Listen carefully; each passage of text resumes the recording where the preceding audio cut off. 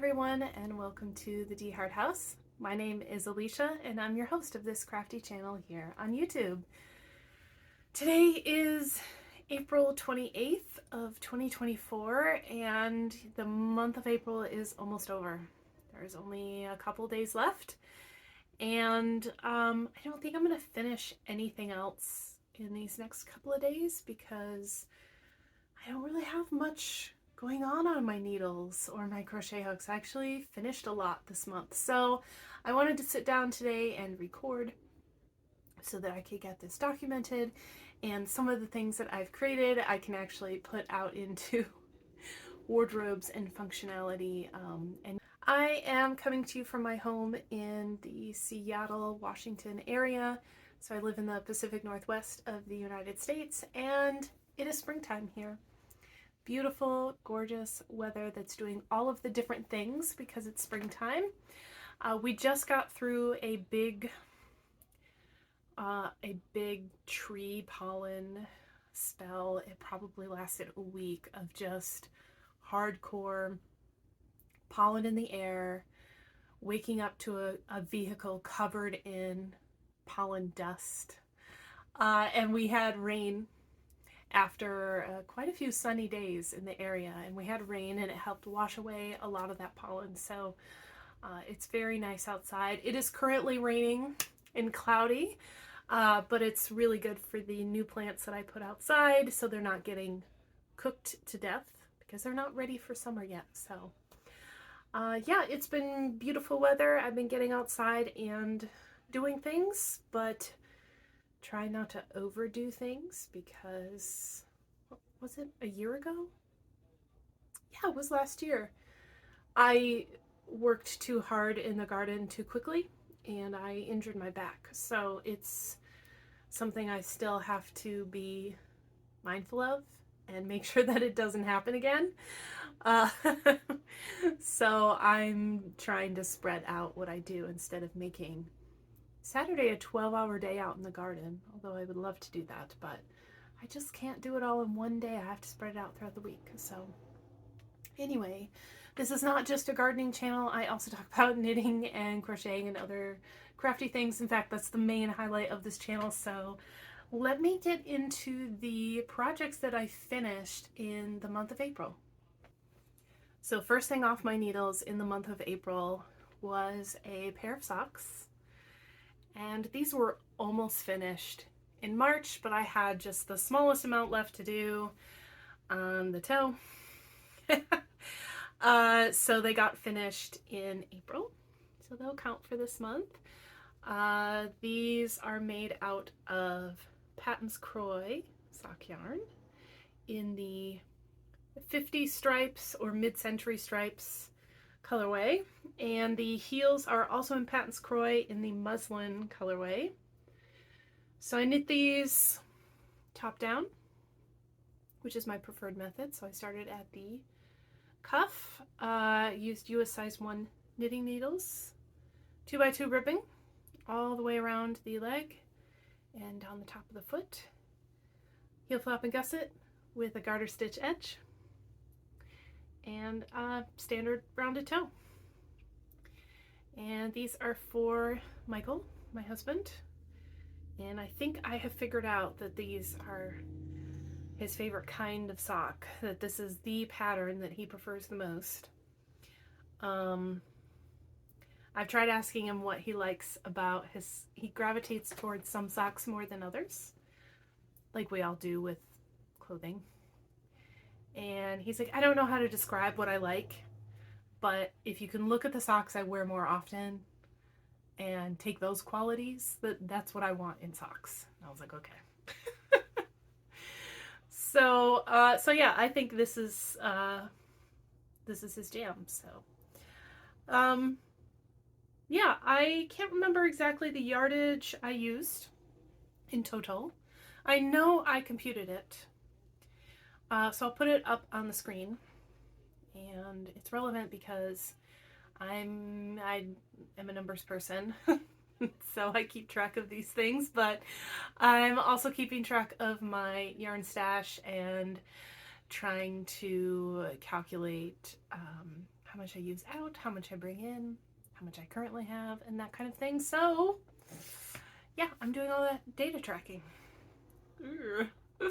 Anyway, pair of socks, and now that I've shown them to you, I can add them to his sock drawer because I know he's been wanting these, so he has a nice, lovely new pair of socks. The next finished object for the month of April is actually the first item off of my spring making list, my Solidago. It is amazing, and I have not worn it out yet. So it's finished, it's blocked, while the ends are woven in. It fits. I'm so happy, and I love the color. So at some point, I will put this on and take pictures, and I will put them in. But yeah, so this is a free pattern available on Ravelry, and it's by the Barocco design team. This suggested yarn is, of course, Barocco, Modern Cotton DK, which is 60% cotton, 40% rayon. I did not use that yarn. I used Lion Brand Kobu, and this is in the ice blue colorway. But I chose this yarn because the composition is pretty similar, 51% cotton, 49% rayon from bamboo. And it just feels amazing. They have lots of nice colors available, and apparently it has been approved by Knitted Knockers to knit soft, comfortable knit prosthetics for breast cancer survivors. knittedknockers.org. I thought that was very nice to see actually in the store, to kind of help pick out appropriate yarn for such a project. Anyway, so I used the pattern called for US size 3 and US size 5 needles, 3 for the ribbing, 5 for the body, but I use size 4 knitting needles for the body, 3 for the ribbing, because I didn't quite get gauge with the size 5. So I went down to a 4 and felt like that was pretty comfortable. I forget which size I made. I'm gonna have to write that down. But they're suggested to have 2 to 4 inches of positive ease, and I'm like right on that.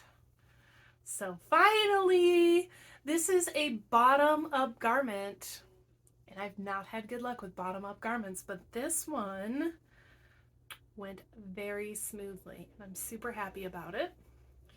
I think what really helped me with getting the sizing right is that I know from past experience that items made out of cotton get heavy, and especially after they get wet, they kind of get heavy and stretch. I don't plan on ever putting this in the dryer because I don't want it to shrink. But anyway, so I blocked it that way in my gauge swatch, where I like stretched the crap out of it vertically, because with all of the weight, and it's got some weight to it. But anyway, it's been a labor of love. I really enjoyed it. The pattern is very simple to follow. And I thought it gave it this nice patterning that's simple, but it kept the knitting interesting enough that I didn't get bored. But yeah, you knit the way the pattern is written is you knit the back panel first, and then you knit the front panel, and you sew the shoulder together, and you also sew them up the side, and you knit ribbing on the sleeve. Although the way the pattern was written, that's another thing I changed, is they wanted you to pick up stitches on the front and the back, do the 1x1 ribbing, and then also sew it together. I just didn't feel like more sewing, so I did the sewing first and then picked up stitches and just knit this in the round. But yeah, other than that, the instructions were very clear. I liked it. I liked making it. I can't wait to wear it. I'm very excited. So I did purchase this yarn to make this project. So I did bring some yarn into the stash, and we'll go through those numbers later, but I bought 6 balls of this yarn, and I actually didn't need all 6. So this is the 6th one. It has been untouched. The 5th ball I did dip into a little bit. So they usually come with 100 grams, is what the tag says, and I have 85 grams left of ball number 5. And I didn't touch ball number 6 at all. I'll have to see on my receipt if it's even possible to return this 6th ball. Obviously keep the 5th one because I used part of it, but if I don't need this and I could return it, I am going to look into that. So I brought yarn in, but then I used up almost all of it. So this t-shirt weighs 408 grams. And for the Kobu yarn, that used up 946 yards out of my stash.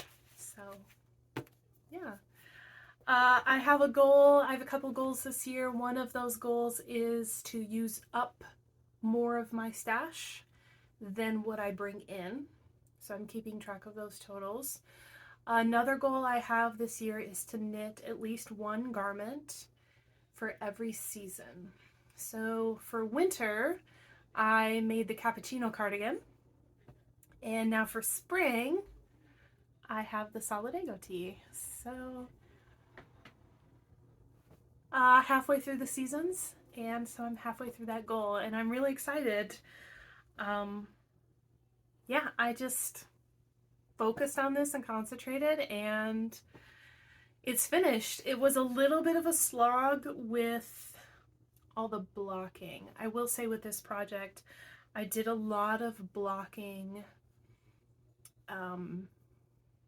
partway through because and I appreciate the instructions say to knit to a certain length instead of a number of rows.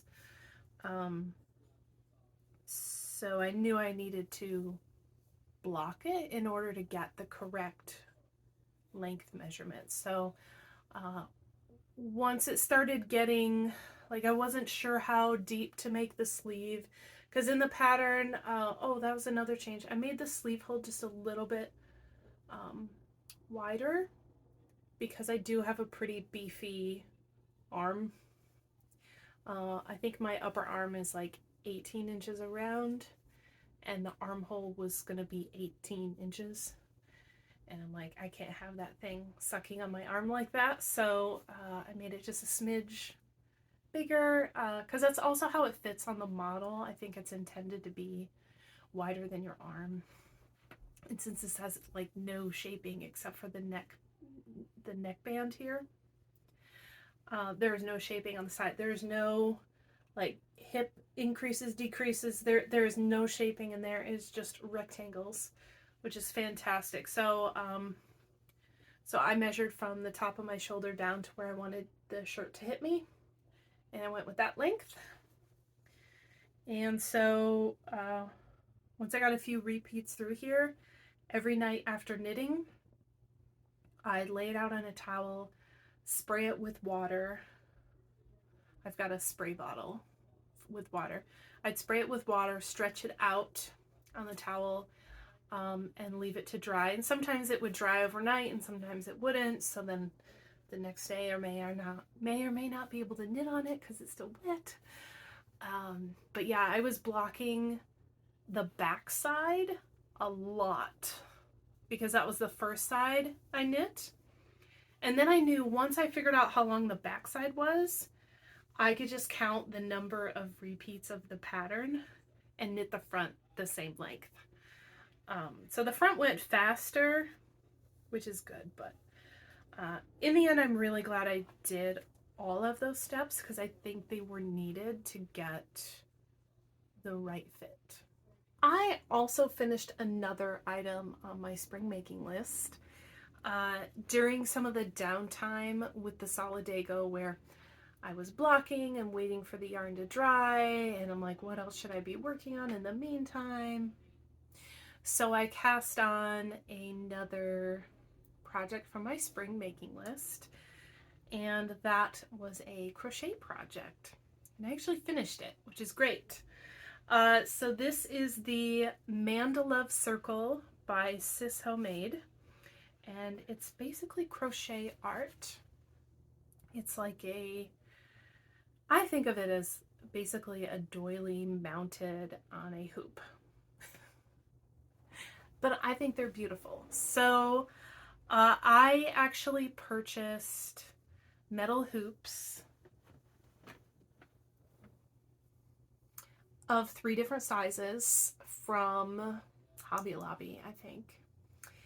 And so I got, this is the small, and there's a medium and a large, and because I wasn't really sure like how big these things would turn out, and these metal hoops were on sale, so I just bought all 3, like, oh, eventually I'll make something to fit all 3 of them, you know.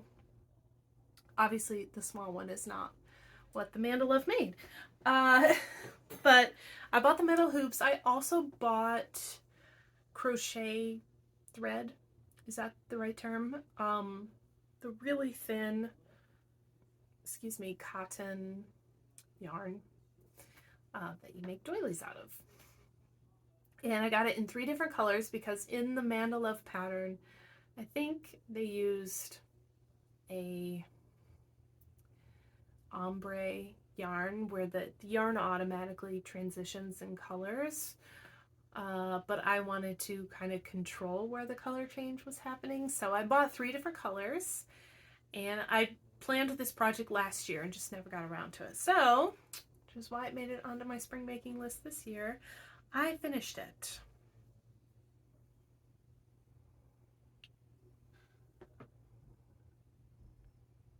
And I think it is insanely cool. I love it.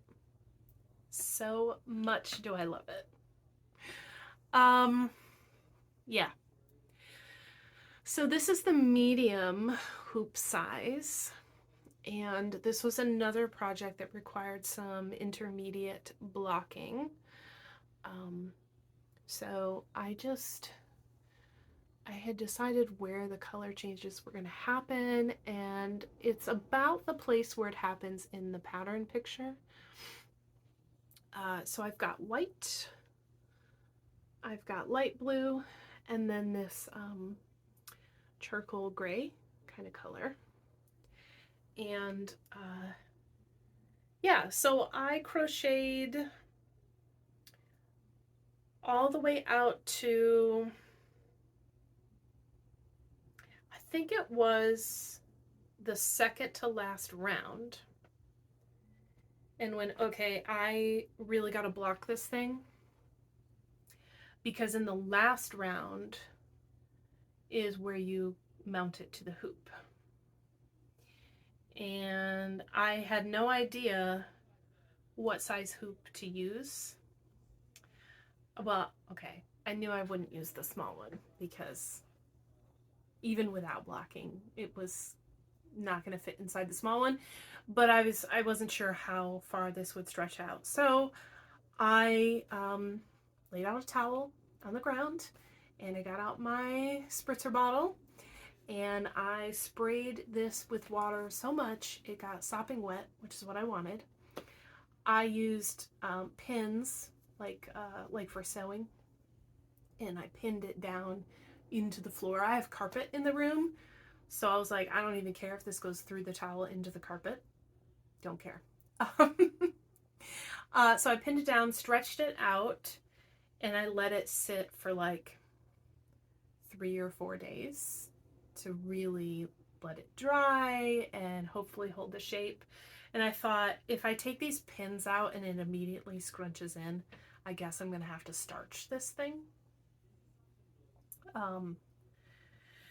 But that did not happen. Water was enough, which was fantastic. I wish I would have done a little bit more pins to clean up some of these edges a bit, because I thought, oh, I only have to like kind of block this, because when I fasten it on here, these are gonna like really stretch it out, right? And look at that. You know what? I could have done the smaller attachment on here. It would have fit actually a little bit better. Oh my god. Now that's gonna bother me now that I've discovered that. Oh shoot. Oh well, that's fine. Anyway. So that blocking step was totally needed. Like, I would say it's not optional. When you get to the second to the last round, block that baby how you want it to look. Like, try to get these edges straight and think, you know, edges that need to be straight. Try to get them straight. Stretch everything out. I put pins on all these like important corners all around. The corners here. Yeah. And then the last round, you actually do lots of chains and single crochets. I don't know if you can see this. And then you do a chain, bring it around the hoop. And then keep going. Do a chain, bring it around the hoop. That was very clunky. It was so awkward. I was sitting on the couch and I told Mike, we were watching a TV show, and I said, I have no idea. I have one more round to do on this thing. And then you did. It's going to be attaching it to this hoop. And I have no idea how long this is going to take me, because I've never done this before. And I imagine this being extremely awkward. And it was extremely awkward. I kept knocking the yarn ball off of the TV tray, because I had this resting on the TV tray when I'd have to like go around and bring the crochet hook and like, oh my gosh, it was weird. I had to find my groove. So Michael kept chasing the yarn ball for me. Anyway, it's finished. It took me like 2 hours to do that last round of attaching it. Yeah. But when this was on the floor blocking, I did pick up my hoops and lay them out and try to see which one would be the better size. Obviously the medium was the better fit. Then I went and measured, because the pattern mentioned this, if it's within I forget the number, like a centimeter of the edge, then just follow the pattern. If it's more than a centimeter, then what you want to do is make these chains longer. And mine was more than a centimeter while it was laying down in its blocking form. And so I was like, okay, I'll make the chain longer. So that's what I did. I made the chain longer. I think it looks fine. I'm not going to rip it out and change it. I wove in all the ends. It is all clean and ready to go. So this is going to hang up on the wall in our bedroom, above our bed. And I really like it. I have no idea how much yardage I have used. I'm going to try to calculate that, but the yarn labels for this, so the yarn, oh, I do have some of it sitting here. So it comes in a package like this, and you probably can't see, but there's actually a cardboard tube inside of here, like in a toilet paper roll, but it's this big wide thing, because the yarn is only that deep on there. Okay. So this outer edge is all yarn, but this edge has cardboard inside. So if you were to weigh this to try to figure out how much yarn you have, it's also weighing the cardboard tube. Which is fine, but so on this package, it does say there are 400 yards in it, but it doesn't say any weight. It just says the number of yards. Yeah. So I weighed it with, obviously with the cardboard tube in it and everything. So I've got the original weight, and then I'll weigh it again to see how much I used. And I think I have one of these left over from eons ago. And the cardboard tube is almost accessible. I think I might wind that yarn off, like weigh the cardboard tube, like maybe get an idea, or do some research online, but I am not sure if I'm going to be able to really get the yardages calculated without using up the whole ball, so I figure out how much a cardboard tube weighs, but it's a small amount that has come out of my stash. I barely used yarn off of these things.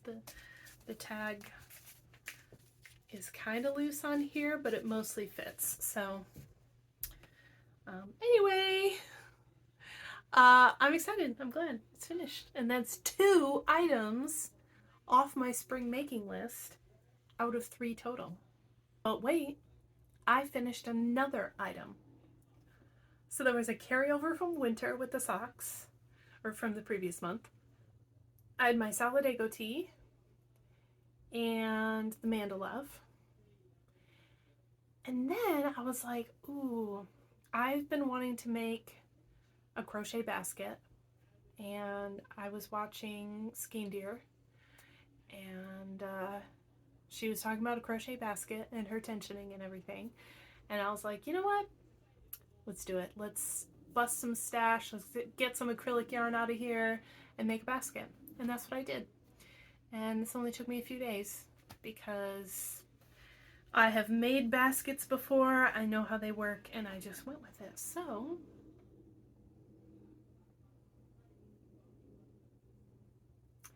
I have this lovely. So I used in total 7 different colors to make this basket. And it doesn't have any supports in it, so you know, it can squish and fold and whatever. I put handles on it, so it can be like this kind of thing, or it could be open and round. The bottom is round. Yeah, this is going to go in our bedroom and be the laundry basket for socks, for knit socks. Currently, we have been using a milk crate, which is fine. It just doesn't look pretty. So I felt the need to make a pretty basket for our dirty hand knit socks. Yeah, so this is all acrylic yarn, worsted weight acrylic yarn. On the bottom here, so these are all scrap yarns. I had less than half a skein left of these colors, so I held 3 strands together across this whole basket. So 3 strands together. I used the largest crochet hook that I have, which I think is an I. Doesn't say the millimeters on it, it just says I. So I did that. I did increases out, so I started here in the middle, did increases out until I got to a size that looked like, oh yeah, that'll fit in the space we have, and it'll be big enough but not too big. I don't want it to be a giant basket. I'd say it's a good foot across in diameter. And yeah, I picked out these browns. So I had a variegated brown that had these light bits in it and black. I used Karen Simply Soft Tweed, which had this nice medium brown.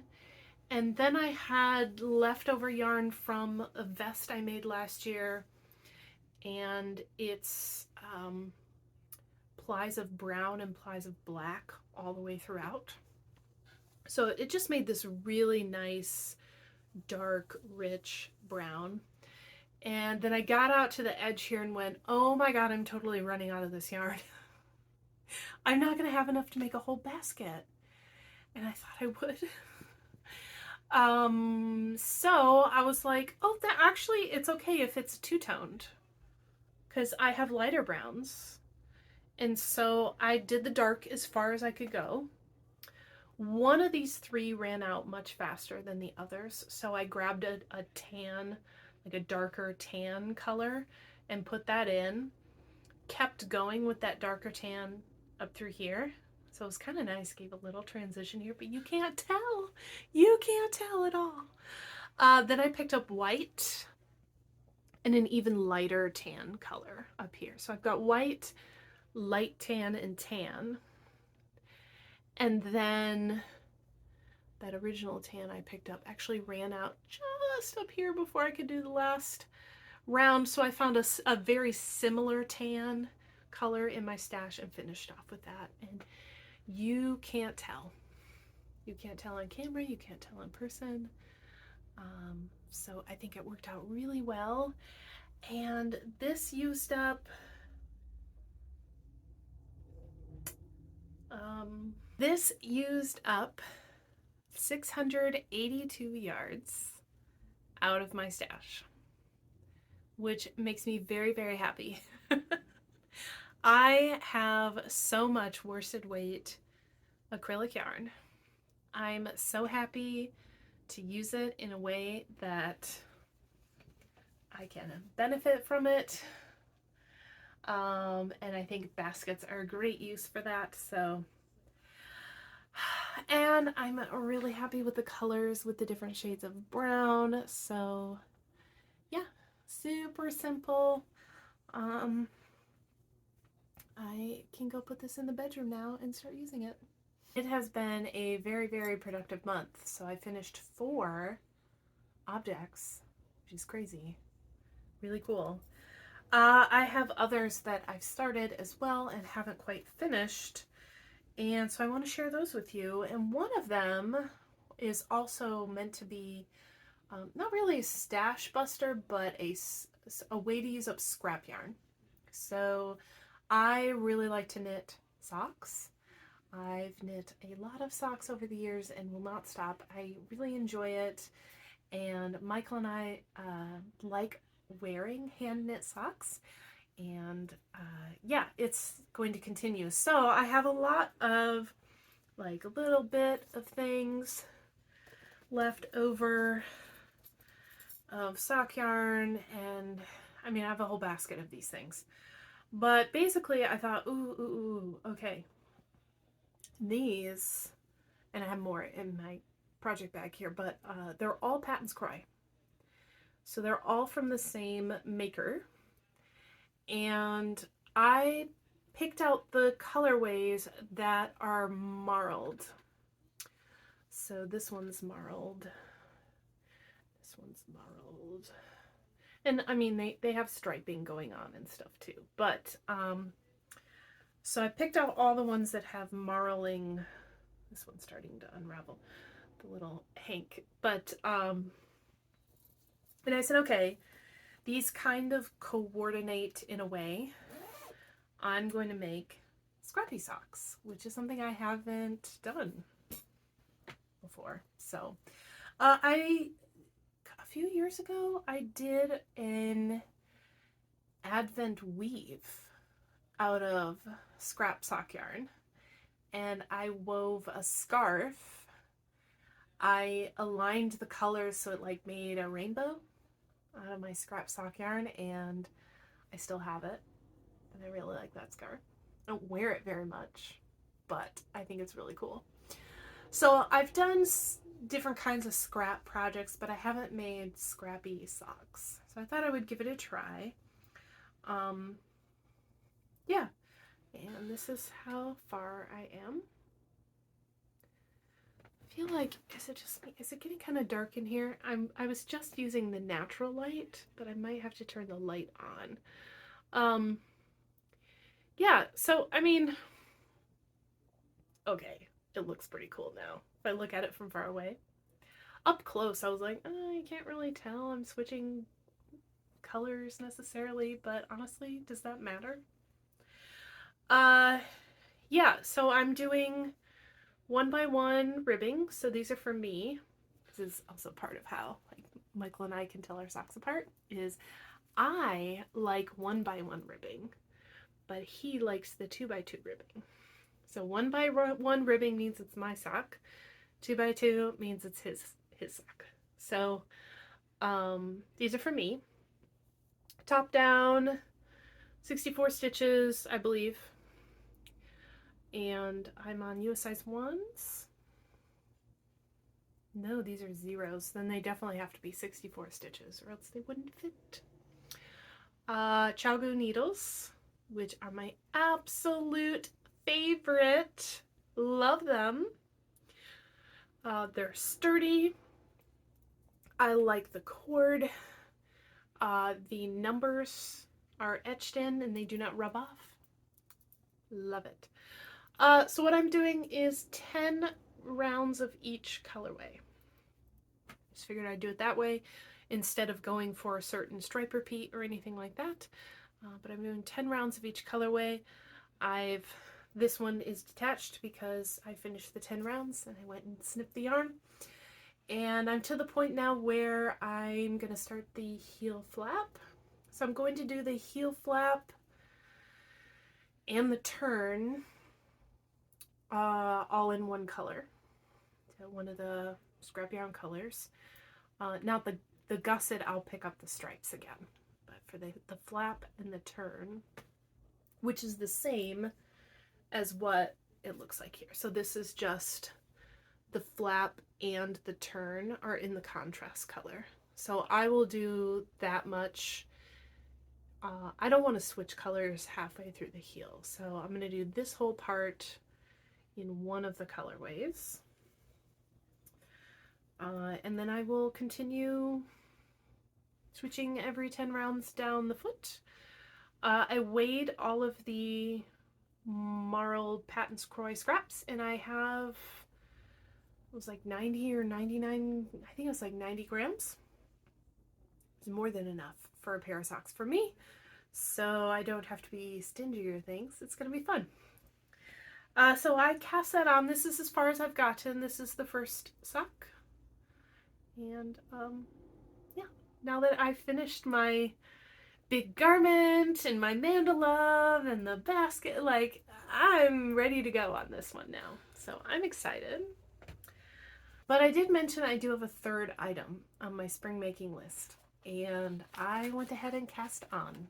So I cast on the Breckenridge Topper Cardigan, which is another pattern that's available for free. Oh, all of them were free for spring.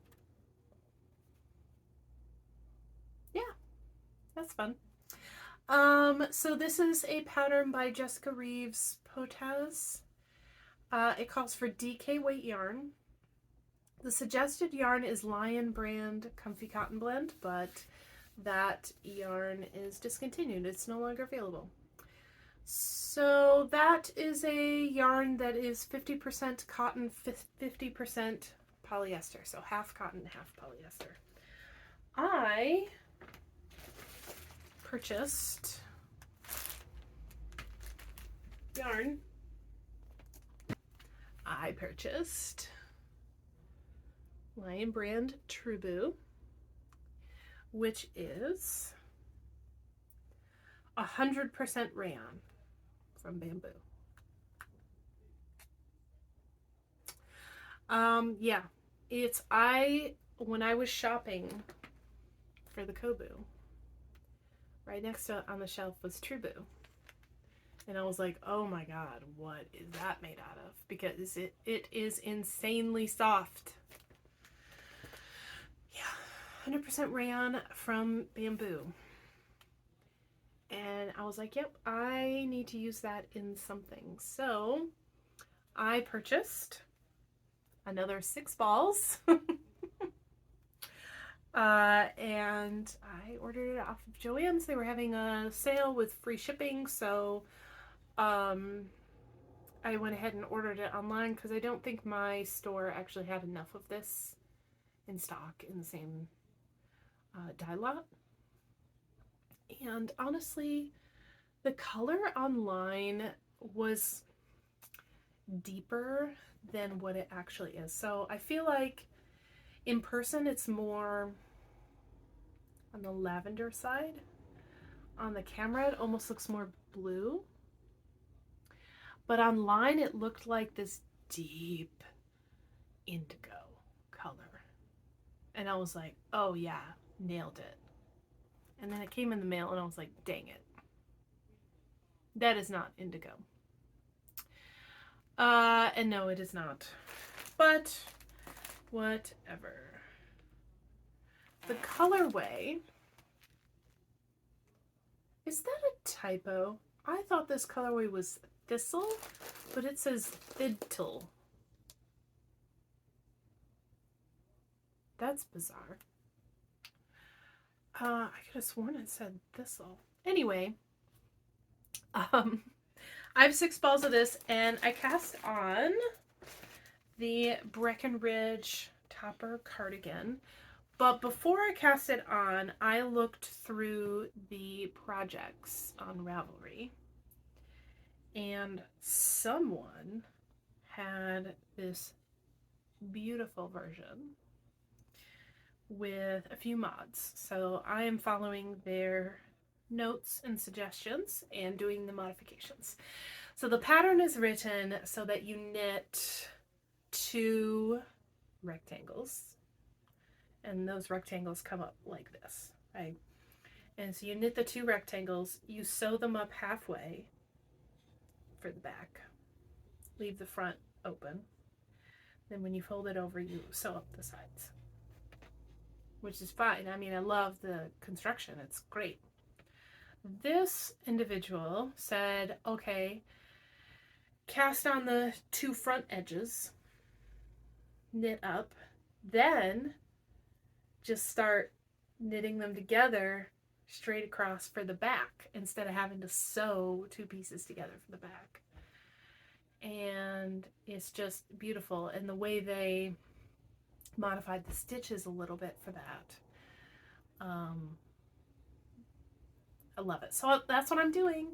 That's what I'm doing. I cast on 2 front panels, and so I'm knitting them concurrently. So I have 2 balls of yarn here, 1 for each panel. And this is actually, yeah, it's a little tedious with the 2 balls of yarn, don't get me wrong, but I do not have to count my rows to get the other side to be the same or anything like that. And that brings me great joy. Obviously, I'm very excited about this because I have been on like the Solidago tee, because I did it that you knit the back and then I was going to knit the front to be the same number of rows and everything. So I was doing all the tallies every time I finished a row, do a tally so that I knew where I was in the pattern. I knew how far I had gone, which is fine, except I've been doing it on my phone. And so, and I'm constantly like having to pick up my phone, turn it on with my fingerprint or the code, and then tally, and then turn the screen off and set down. And it just like messes with my rhythm. So I needed the record keeping, and it was very helpful. But I'm happy to have a project where I don't have to do that. I can take a break from that. because the pattern is just, there's 2x2 ribbing on the bottom, and then the main is stockinette. I just started it, stockinette stitch with a garter stitch edge over the 8 stitches on each edge. So, and since I'm doing the two together concurrently, I don't need to count rows. I just go. Yeah, I'm actually really liking how the color shows up on the camera. Anyway, it's extremely soft and drapey, which I think is going to be beautiful with this pattern being a very oversized kimono style cardigan. I think flowy and drapey is what I'm going for. So yeah, I originally I knit a gauge swatch because I'm totally into that now. I knit a gauge swatch and thought I pretty much have gauge to knit the small size somehow and have it fit me. So downside to the pattern so far, there are no ease recommendations in the pattern. There are sizes, and the sizes are, you know, size small gets you a 68-inch circumference. Size medium gets you a 72-inch, you know, it's got those things. But there's nothing in there that says we recommend this much ease if your bust measurement is blah, right? Or anything like that. So I noticed when going through the project pictures that the length of the sleeve was hitting folks in different places on their arm. And I think it's because this information is lacking. So if I go off of the main pattern picture and also project photos, I think for me, I want this to hit me around my elbow because I think that will be the most flattering for me, being a medium to large lady. I don't want to be swimming in fabric coming all the way down to my wrist, but I'm also not a little lady, so I don't want this to be like tiny on me. So what I did is I measured from elbow to elbow, just straight across with a tape measure, and that is 34 inches. So if you double that, you get 68, which is the size small to have a 68-inch circumference. And that put me off because I'm not a size small. So I was like, I don't know about this. Well, I met gauge in my gauge swatch, so I was like, well, that's what it says. It says 68, 68. Let's do this. So I cast on, started knitting a bit, and it's not the width. It's not what I need. So I think my gauge swatch was off or something. So I'm like, okay, it's just a little bit too short, but I don't want it to hit me above the elbow. I want it to be right around the elbow. So I ripped it out. I cast on size large, which is a 76-inch circumference, which I think will be fine. I will actually measure what I have after I knit a little bit more in the stockinette, because I also followed the individual with the pattern modifications also said that they knit the ribbing at the bottom in a smaller needle size. They went 2 sizes down. So I did the same, except I only went 1 size down. But still, so the ribbing's tight, is you know, more cinched in. So after I knit an inch or so of the stockinette, I'll lay it flat and measure it, and then times 2 to figure out what width I'm working with here, and hopefully I'm good to go with this, but if it's excessively too large, then I will rip it out again and I will cast on the medium size. But yeah, I'm enjoying it so far.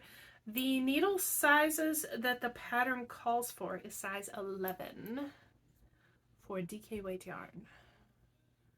11s are huge. I did try knitting with 11s in this yarn, and I did not like how loosey-goosey that fabric was. It was awkward. I didn't like it. So I went down to 10.5s. And amazingly, it got much better. 10.5s.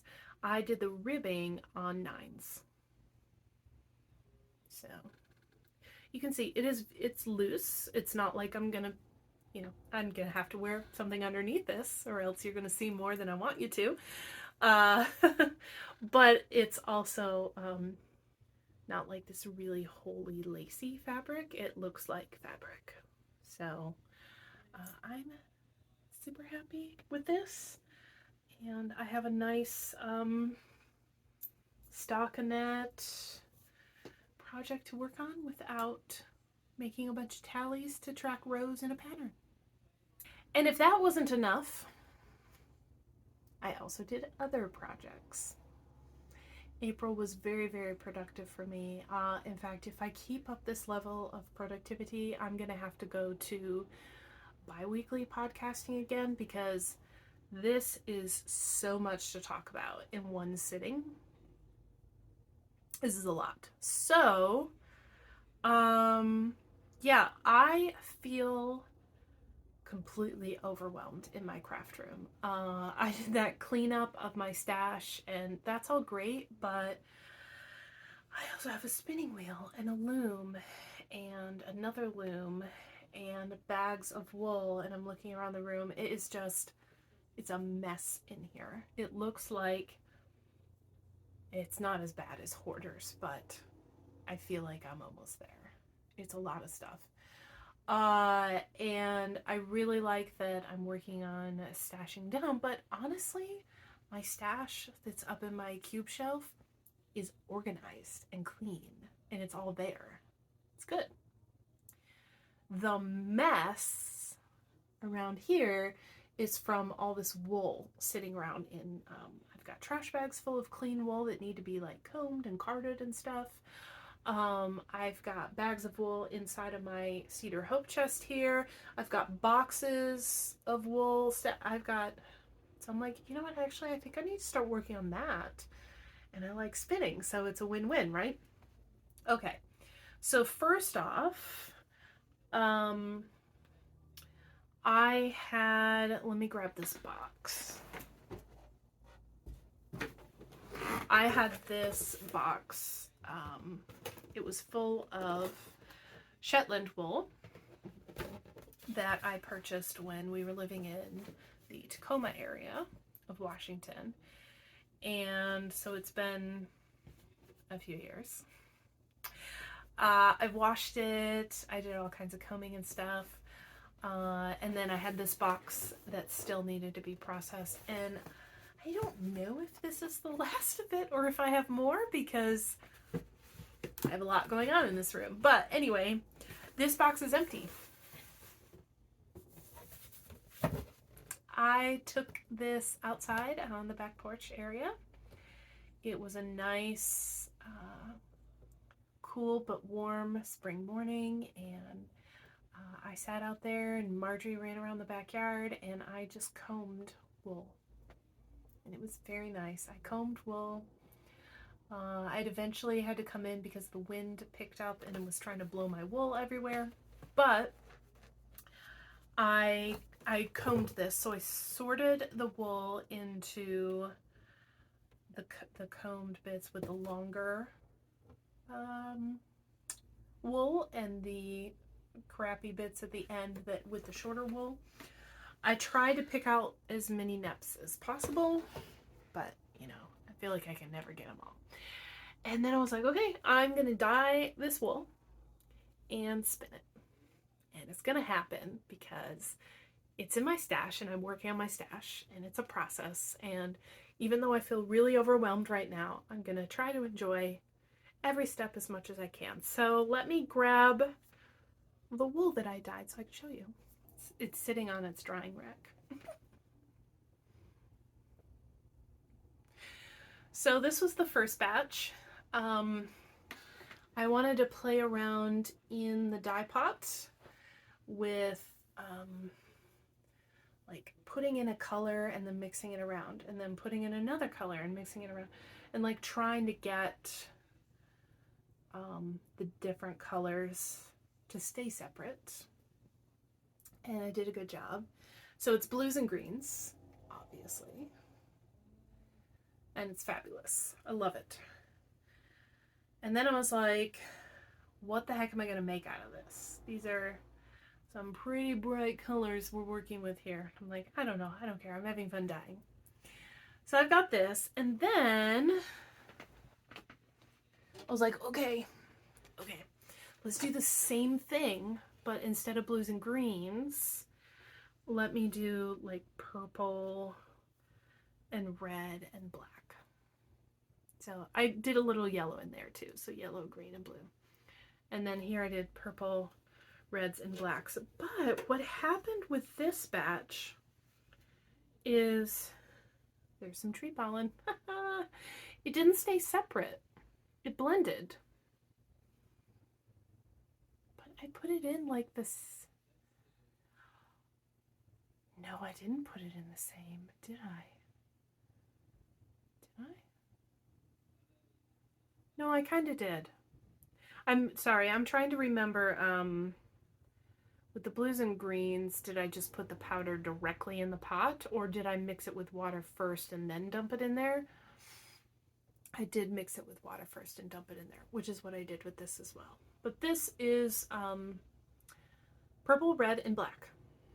And you can see it all blended together and made this beautiful plum color. I love it. I think it looks really great. So, yep, I have a bunch. There is more variation in the second batch I did with the purple. These are all the shorter bits from the combing. My plan is to card this in with the longer bits and then spin. So you can see there's black and some purple and maybe a little red, but so this has more variation in it than the other one. You know what I think it is I think when I did the second batch, I let the water get nice and hot first before I put the dye in. But I think with this batch, I was just in a hurry and I just dumped all the dye in before the water got super hot. So I guess the dye had time to mix before it got absorbed by the wool. I don't know. It's me trying to guess after the fact. But anyway, I like it. I love it. So I don't know what these will become. I don't know if they'll be hats or scarves, or it's certainly not enough for like a sweater or garment. But I am just wanting to work with my wool, so that's what I'm going to do. But while that was drying, I wanted to spin. So I found all of this Carrie Hill wool that I had dyed up for various projects and things, and I've done a little bit of needle felting with this, and I just threw all of the colors onto this tray that I have, dumped them out of the box they were in, took my hand carders, and had no plan. Was just like, this is totally a finger painting experience for me, where I don't care what the end result looks like. right now this is all about the process for me. I just want to be working with my wool. I want to be spinning. I have these quote unquote extras just lying around. I'm just going to do things with it. So I loaded up the carders with different colors every time, different like stripe sequences and things, and blended the colors or tried not to blend the colors or whatever. And I rolled the fiber off of the hand carders very loosely. In the past, what I did is rolled them off very tightly.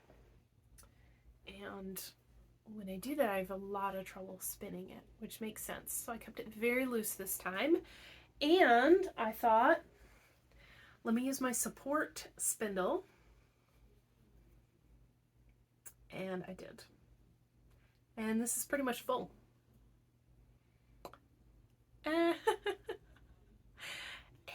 I got to practice my support spindling. So I just had a grand old time. I think this was last weekend. I just had so much fun doing this. So these are just singles on here. And like I said, there's kind of no rhyme or reason to the coloring. I wasn't trying to do any kind of particular striping sequence or anything. I was trying to keep the yarn pretty consistent to work on my spindle spinning, but yeah, so I don't know what I'm gonna do with this, but I had a lot of fun. So now that my dyed wool is actually dry, I'm going to work with it. And probably not on my support spindle. I think I'll do my spinning wheel. Probably not the electric one. I think the treadle spinning wheel, just because the treadle wheel is much easier to stop and slow down. The electric wheel, I have to free up one of my hands to push the button. But with the treadle wheel, I can just stop treadling, or if I need to stop, I can reach my hand out and stop it, which would be the same as the electric. So I guess the main thing the treadle wheel has is that I can slow it down while still working with the wool with both hands. So yeah, there's been some fiber prep and some spinning. Nothing formal, just having fun and playing around and trying to use up the stuff that I have. But I also did some painting. So I've gotten into painting mainly because Michael and I play Dungeons and Dragons, and he is our game master, and we have purchased a 3D printer so he can print the miniature figurines in our game, and then I paint them. So that's been a lot of fun. I did not paint any minis. Nope. The 3D printer we're rearranging stuff in the house and trying to find a good place for it. So Michael shut the whole thing down, like put the resin back in the bottle and like clean the whole machine up and everything, and it's currently not printing anything.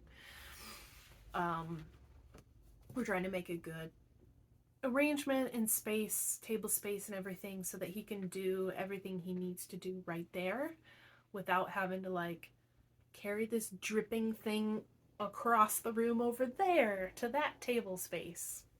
Right. So we're trying to get that set up. So in the meantime, it means printing isn't happening. But also Michael has been out sick for like a week and a half, just bleh. And so I decided I would do my own painting thing.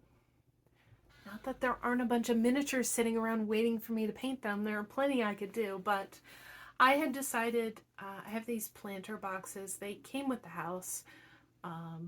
they're cheap plastic planter boxes.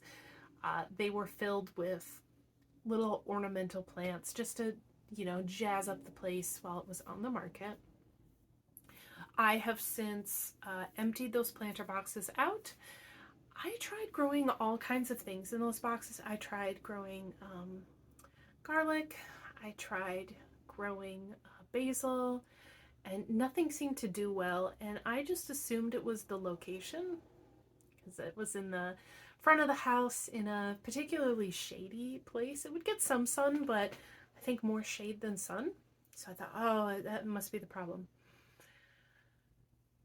They stuffed the bottom of the planters with plastic bottles, like water bottles and juice bottles, and as filler. So they wouldn't have to fill the whole thing with dirt. I was like, oh, okay. Interesting. So I emptied them out. And then I thought, while I have them empty, I would like to paint these because they look like cheap plastic, which there's nothing wrong with cheap plastic. But I thought this could be kind of cool as an experiment to try. This would be something I'd be willing to try this on. So I primed them and, you know, let that dry. And I think I spent the course of a week painting it. It's got 4 sides. It's a long rectangular box. And I decided I wanted to do something of a nod to Polish pottery because my husband is part Polish, and I don't know, Polish pottery looks really cool. So I thought I would go online and look for inspiration and try to mimic that style, knowing I wouldn't get it exactly because I don't actually know the earmarks of Polish pottery design.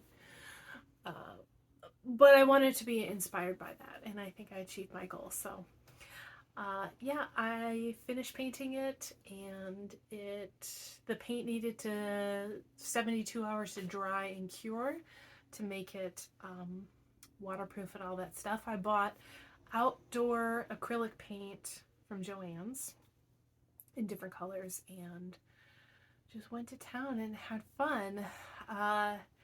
It was a very consuming project, but we just put something on the TV, and I'd paint while we were watching TV, and I really love it, and I have a second one I have to do.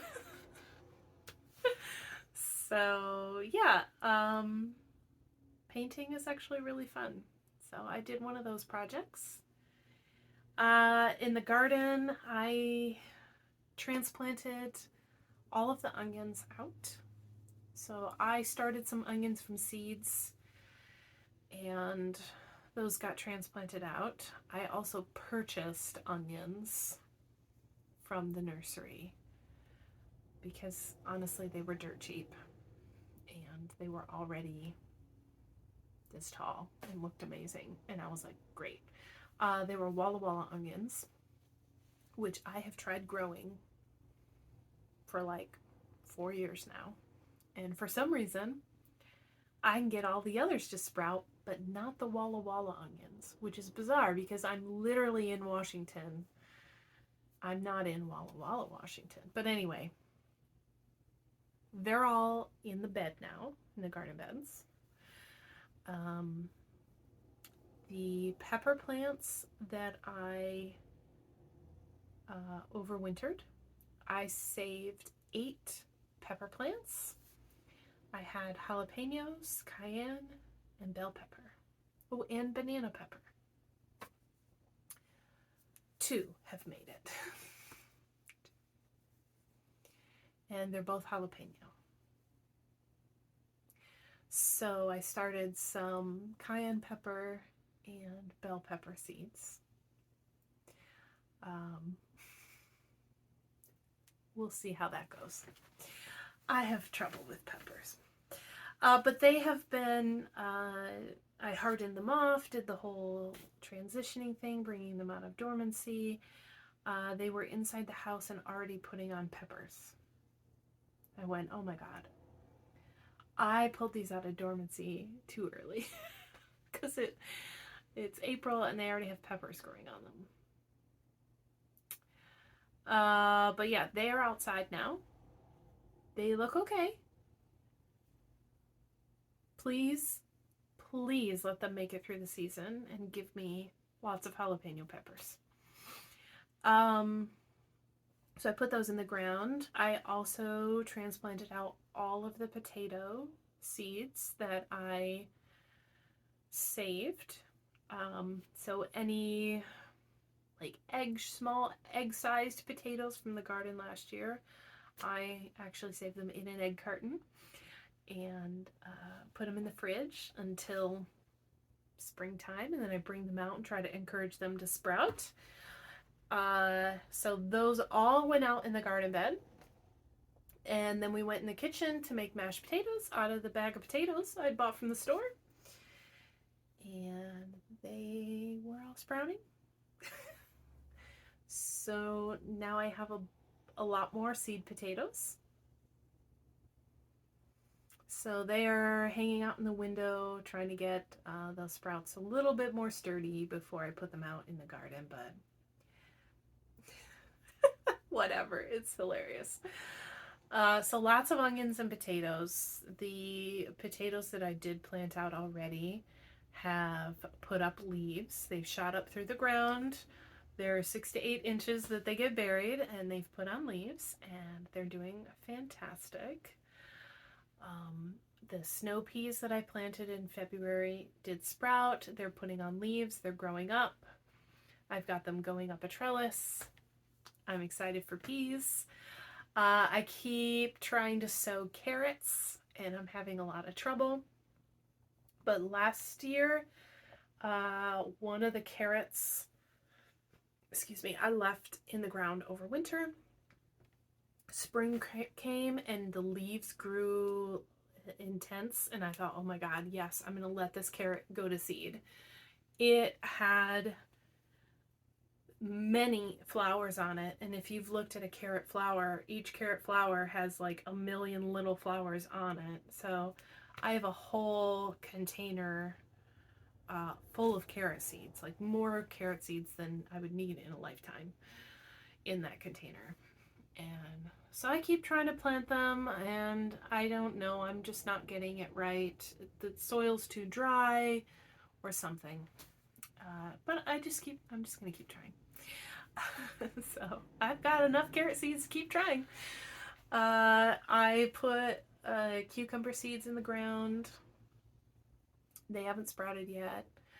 I put in zucchini, acorns, all the squashes.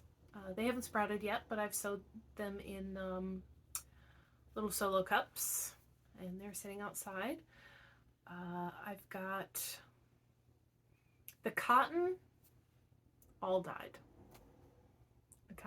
I sowed 12 seeds, all 12 germinated. They were doing amazing inside. And then all of a sudden they had brown stuff all over their leaves. And they just got choked to death by something. I don't know if it was a fungus. I don't know what. But they all died. So I sowed 4 new seeds.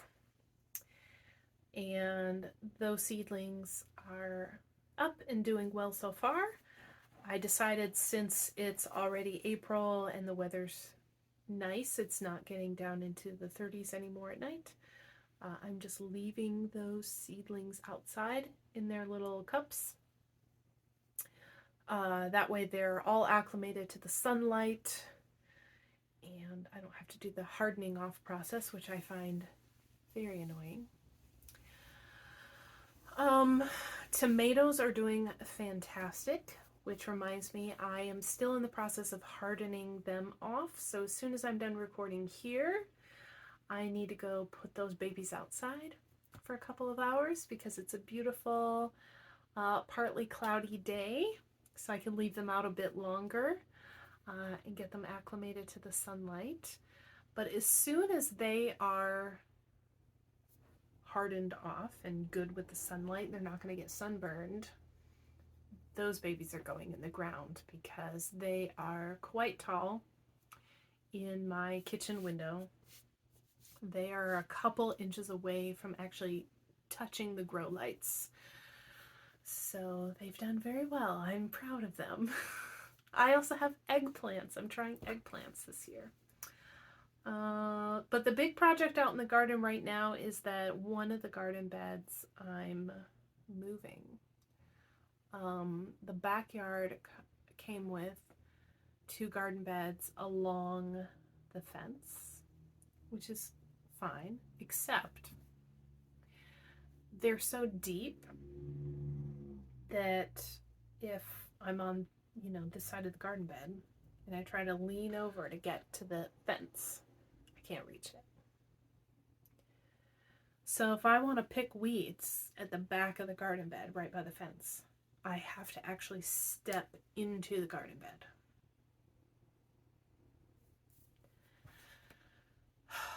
Which has been a really big back killer. So what I'm doing is going to be like an all-year project, I think. Because we're going to eventually attack both sides of the yard because there are beds along both sides. So on one side of the yard, so we live on a hill. So this neighbor's plot is here, our plot is here, and their plot is there. So we each kind of tier down. So on this side, where the neighbor's yard is above us, the fence separating our yard is also like holding up the ground for their plot. It's a little scary. But she also gardens, which is fantastic. But right near the fence, she has a garden bed, and that's where she grows all of her tall trellising stuff. So her peas and her pole beans are all right there, which means this bed, so her ground is already up here, and then she's growing a bunch of tall stuff. And then there's this bed here. And then I have a bed where if I grow anything with height, that means whatever's growing here is shaded in the morning from that side, but then also shaded in the afternoon from this side. So it's just, I can't do much with it. So I'm moving the earth out of the bed, and I've got a rock wall on the garden bed. It came with it, but those stacking stones that hold walls, the ground up. So I'm removing the ground, pushing the stones back closer to the fence, especially in that area because it's just so hard to grow anything right there. But the plan is to leave like a small amount of soil at the top where I can plant things that will do okay in the shade, but most likely not vegetables. I'm thinking like flowers that will trail down the rock wall that I'm building and add a little bit of color in there and stuff, but it'll be really easy because the bed will only be this wide that I can actually get to the whole thing right there. And it's going to be taller than it was before. So that's what I started. Well, no, I started this back in February, but I actually finally moved enough earth that I could get the bottom layer with the cinder block up. And so I'm getting this layer of cinder block and leveling it, and then stacking up the decorative stone wall rocks. So I'm excited. We also bought 2 fig trees, and we need to get them in the ground. They're putting on leaves, and I'm really excited to have fruit trees.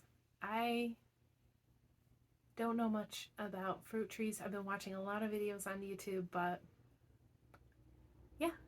Anyway, the garden is an exciting place to be these days. And my craft room, even though it's overwhelming, I got a lot done and a lot of projects and ideas, and it's all really exciting. So thank you for joining me and sticking with me to the end of this episode.